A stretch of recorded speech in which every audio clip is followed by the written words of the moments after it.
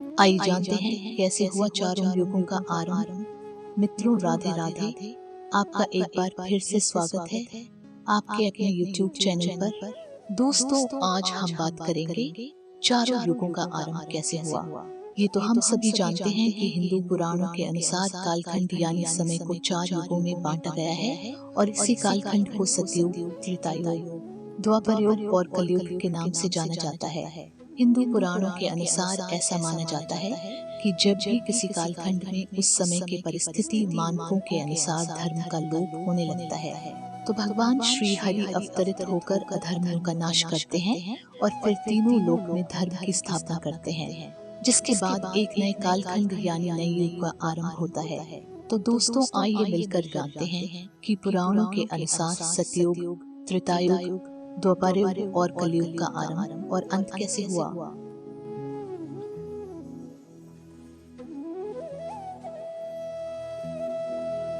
वैसे तो हिंदू धर्मशास्त्रों के अनुसार इन चारों युगों का कई बार परिवर्तन हो चुका है, परंतु ऐसा माना जाता है कि सृष्टि के आरंभ में सबसे पहला कालखंड यानी सतयुग था। सतयुग की काल अवधि 4800 दिव्य वर्ष अर्थात 17,28,000 मानव वर्ष मानी जाती है।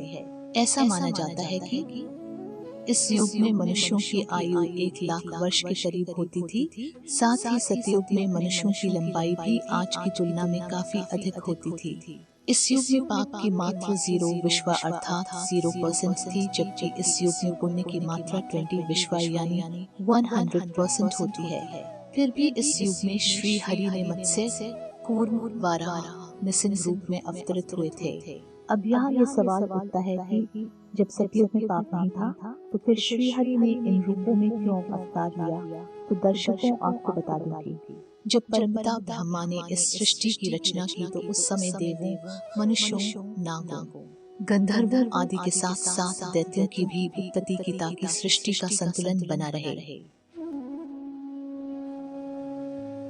और इसी संतुलन को बनाए रखने के लिए सतयुग में श्री हरि शंखासुर, हिरण्याक्ष दैत्य और हिरण्यकश्यपु का वध करने के लिए विभिन्न रूप में अवतरित हुए। हिंदू धर्म ग्रंथों की माने तो चूंकि उस समय मनुष्य अपने विकास की ओर अग्रसर हो रहा था, अर्थात मनुष्य जानवरों से धीरे धीरे अपने वास्तविक रूप में आ रहा था। इसके अलावा श्री हरि के ये सारे अवतार मानव के विकास का भी प्रतीक माना जाता है।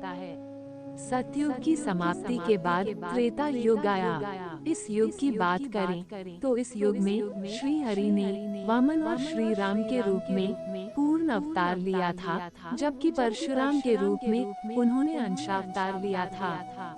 इस युग की काल अवधि 3600 दिव्य वर्ष अर्थात 12,96,000 मानव वर्ष माना जाता है।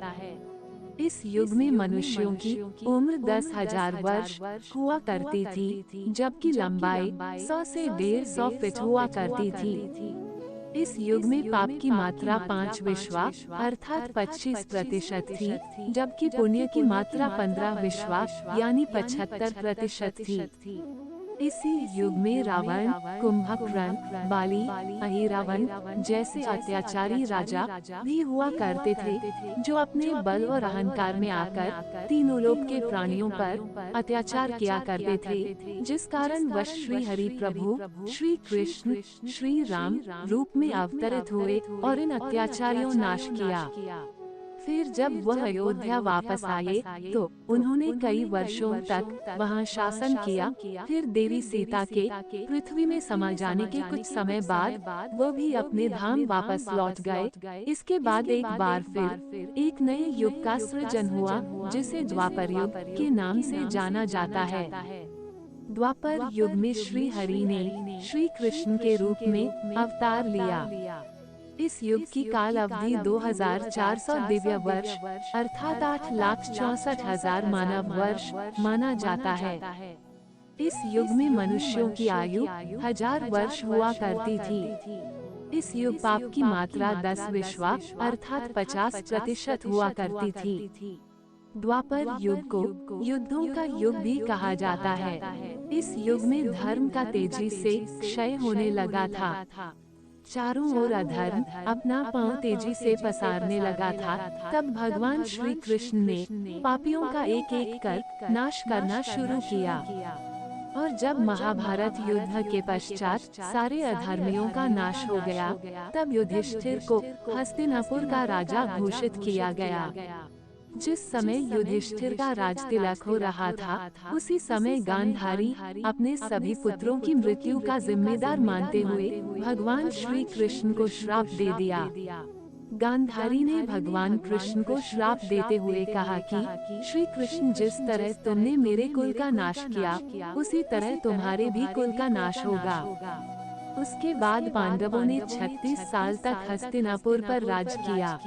फिर गांधारी के दिए श्राप के कारण भगवान श्री कृष्ण की द्वारिका नगरी की स्थिति दिन ब दिन बिगड़ने लगी।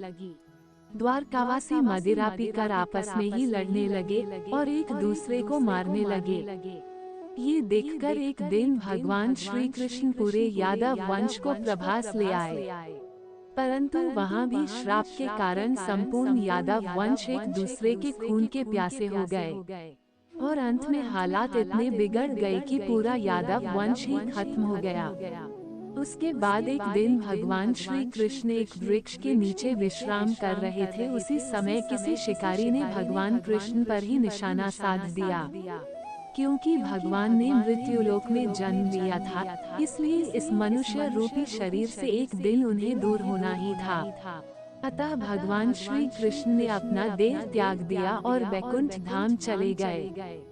उधर जब इस बात की सूचना युधिष्ठिर को मिला तो उनको भी समझ में आ गया कि अब उनके जीवन का उद्देश्य खत्म हो चुका है।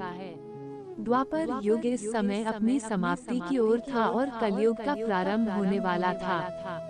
इसी बात को ध्यान में रखते हुए युधिष्ठिर ने हस्तिनापुर का राजपाट परीक्षित को सौंप दिया तथा खुद चारों भाइयों और द्रौपदी सहित हिमालय की ओर अपनी अंतिम यात्रा पर निकल पड़े।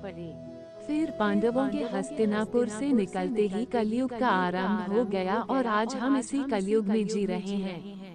इस युग में पाप की मात्रा 15 विश्वा अर्थात 75% मनाई जाती है, जबकि पुण्य की मात्रा मात्र 5 विश्वा यानी 25% मानी जाती है। मित्रों, आपको बता दूं कि अभी कलयुग का प्रथम चरण ही चल रहा है और ऐसा माना जाता है कि कलयुग का प्रारंभ 3102 ईसा पूर्व से हुआ था। यानी अभी तक कलयुग ने अपना 5120 वर्ष ही पूरा किया है, जबकि इसके अंत होने में अभी 4,26,880 वर्ष बाकी है। परंतु कलयुग का अंत कैसा होगा, इसका वर्णन पहले ही ब्रह्म पुराण में किया जा चुका है। ब्रह्म पुराण के अनुसार कलयुग के अंत में मनुष्य की आयु महज 12 वर्ष रह जाएगी। इस दौरान लोगों में देश और दुर्भावना बढ़ेगी। कलयुग की उम्र जैसे जैसे बढ़ती जाएगी वैसे वैसे नदियां सूखती जाएगी।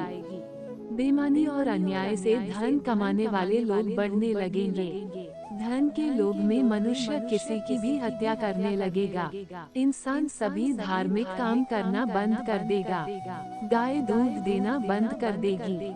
मानवता नष्ट हो जाएगी। लड़कियां बिल्कुल भी सुरक्षित नहीं रहेंगी। उनका अपने ही घर में शोषण होने लगेगा। अपने ही घर के लोग उनके साथ व्यभिचार करने लगेंगे। सभी रिश्ते नष्ट होने लगेंगे और जब आतंक अपनी चरम सीमा में होगा तब श्री हरि कल की अवतार लेंगे और पृथ्वी से समस्त अधर्मियों का नाश कर देंगे। और उसके बाद एक बार फिर से नए युग सतयुग का आरंभ होगा। दोस्तों, आपको बता दूं कि अभी तक युग परिवर्तन का ये 22वां चक्र चल रहा है और वर्तमान युग के समाप्त होने के बाद ये अपने 23वें चक्र में प्रवेश करेगा।